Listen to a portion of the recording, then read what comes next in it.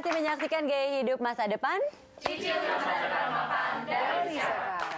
Ini topiknya menarik sekali karena kita ngebahas soal terlilit hutang. Karena mungkin bisa jadi Anda pun juga saat ini tengah mengalami di mana Anda terlilit hutang dan mungkin Anda susah keluar dari lilitan dan jebakan hutang piutang itu tuh ya, hutang sih ya kita omongin ya. Nah sekarang kita lanjut lagi, tadi kan ada pertanyaan dari Mbak Lucy mengenai gimana kalau misalnya kita membayar jadi membayar hutang dengan berhutang lagi nih Pak gitu. Ya gali lubang tutup lubang itu gimana tuh Pak Norman? Sebenarnya kalau kita tutup dengan cara mendapatkan hutang yang pas, itu tidak masalah. Misalnya yang ini bunganya lebih kecil. Bunganya lebih kecil, itu tidak masalah. Itu kan makanya kita sering dengar kayak untuk KPR ya Pak ya. KPR atau misalnya ada penawaran dari, oh Bapak punya outstanding balance di kartu kredit ini berapa Pak? Kami tawarkan dengan 0% Pak, Bapak tutup. Oh, iya, misalnya benar. contoh, Benar. itu mungkin akan lebih memudahkan. Tapi yang jadi masalah adalah kalau istilah gali lubang tutup lubang yang sering kita dengar, yaitu di mana saya pinjam, dapat pinjaman, saya nggak punya pendapatan lagi, saya tutup lagi, gali lagi dari yang lain, gali lagi, tutup lagi. Nah ini yang nggak akan habis-habis. Jadi kalau orang bilang inilah lingkaran setan dalam hal peminjaman, jadi dalam hutang. Jadi kita harus benar-benar mengambil sikap pada waktu hutang itu terjadi. Misalnya contoh suami istri, harus duduk sama-sama, mari kita perbaiki gaya hidup kita. Kadang-kadang gaya hidup kita yang membuat kita mau berhutang, ya bahkan mencari dapat tambahan hutang dari mana, saya senang, gembira, karena kita mau konsumtif tadi. Jadi ambil keputusan untuk saya mau disiplin, kita akan perbaiki, ada hutang sekian. Kalau perlu saya jual aset saya. Untuk misalnya, betul, misalnya saya jual motor saya atau mobil saya untuk tutupi hutang ini. Kemudian sudah bersih semua, baru saya mulai hidup lebih baik. Pak Norman, sebenarnya kan kita bisa juga melakukan investasi kan untuk memiliki dana darurat. Nah sebenarnya seperti apa nih investasi yang bisa kita lakukan supaya nih suatu saat jika kita butuh dana darurat kita udah nggak perlu sampai berhutang Pak. Iya. Jadi sesuatu untuk menghindari berhutang yang nggak baik sini ya. Setuju. Pada waktu kita dalam situasi darurat, kita harus mengerti bahwa persiapan itu dibuat pada waktu situasi nggak darurat. Betul. Ya kan, jadi kalau sudah darurat saya sudah antisipasi. Nah, disinilah yang dimaksud tadi kita harus berpikir smart. Jadi pada waktu kita mendapatkan gaji misalnya sebagai karyawan, atau saya mendapatkan uang hibah dari manapun misalnya, atau diberikan sesuatu pendapatan income tambahan, itu harus disisihkan. Jadi harus punya pos khusus untuk emergency. Jadi itu sebenarnya harusnya dibiasakan di rumah tangga. Bentuknya apa tuh, Pak? Segala macam. Misalnya kita buat dengan tabungan, kita buka tabungan khusus untuk hal-hal yang terkait emergency. Buka saja sesuatu yang pada akhirnya kalau perlu dibuat tabungan secara rutin, otomatis dipotong.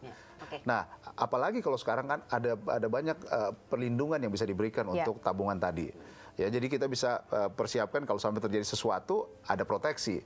Jadi ada hal yang bisa di-combine sehingga orang nyaman dalam hal menabung ataupun mendapatkan pinjaman.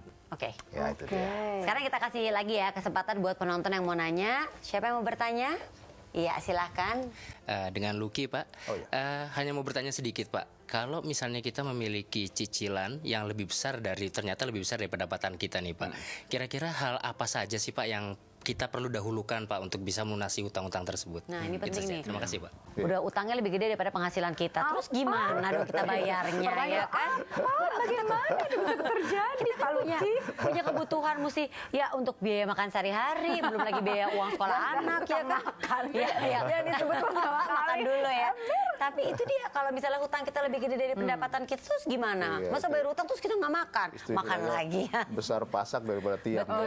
Ya, jadi memang pada akhirnya ya tadi seperti yang saya katakan di awal, bahwa pada waktu kita mendapatkan hutang itu sebenarnya sudah harus situasi yang bisa dikatakan darurat. Ya, kalau sudah darurat berarti hidup kita pun harus dalam suasana darurat. Dan kemudian kenali hutang tadi. Jadi analisa hutang kita, mana yang kira-kira membuat pendarahan paling besar. Jadi kalau banyak hutang kita kan kita bisa tahu, oh ini yang pendarahan saya paling besar. Kalau ini nggak saya tutupi, mungkin nyawa saya akan hilang. Nah itu contoh kalau luka tadi. Jadi tutupi hutang yang paling besar atau bunga yang paling besar. Jadi bukan hutangnya ya, bunga yang paling besar yang mana yang kita cari. Jangan sampai Anda berpikir, oh karena yang sana lebih dia punya hutang lebih besar, tapi bunganya kecil. Nah, jangan yang ditutup yang itu. Jadi lihat mana yang bunga yang terbesar, tutup bunganya. Patokannya adalah yang bunganya paling besar Bunganya ya. paling Itu yang besar. harus Itu yang harus Iya, segera iya. ditutup. Iya. Jadi kalau orang bilang facing the giants, hadapi raksasa-raksasa yang menghadapi, yang membuat saya punya hidup bisa bermasalah. Jadi jangan kabur, jangan lari. Iya, iya. Karena sering kan kita lari ngumpet, ya dikejar terus. Betul. Kayak si Bayu nih, Nah, iya. dia lari dari apa sih, Michi? Sebentar aku coba cari tahu, tapi aku juga penasaran sebenarnya jumlah hutangnya Bayu tuh berapa besar sih ya. Tapi mungkin sedikit kesimpulan dari obrolan kita hari ini bersama dengan Pak Norman.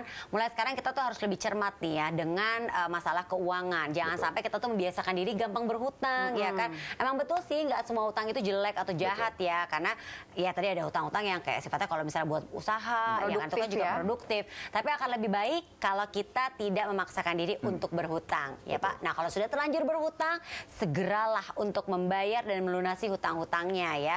Dan mulai belajar jujur terhadap diri sendiri, ini yang susah nih ya.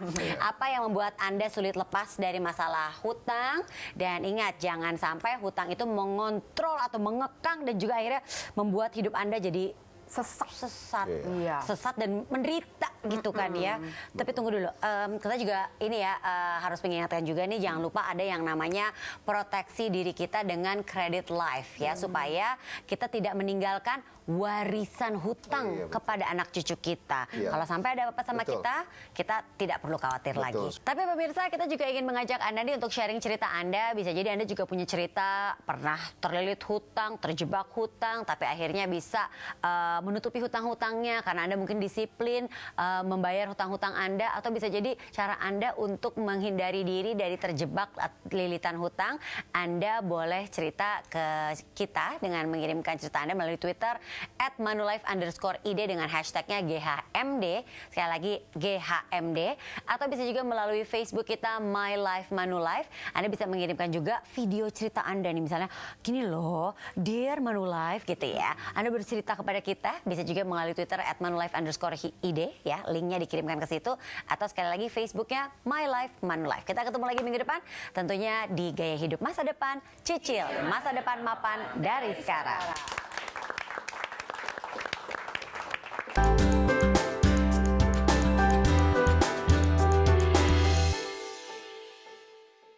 Dipersembahkan oleh